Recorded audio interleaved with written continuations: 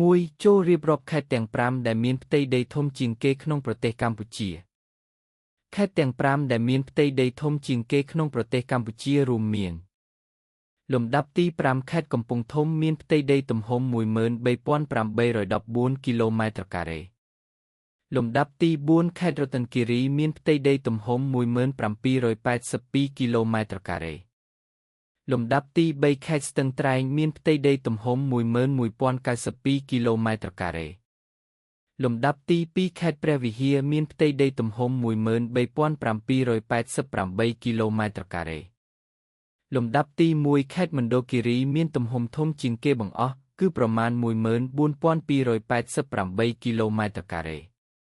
2ចូលរៀបរាប់ខេត្តទាំង5ដែលមានផ្ទៃដីតូចជាងគេនៅប្រទេសកម្ពុជា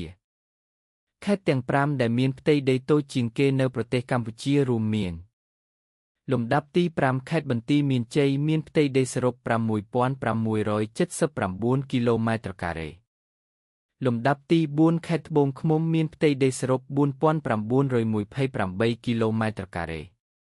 លំដាប់ទី3ខេត្តស្វាយរៀងមានផ្ទៃដីសរុប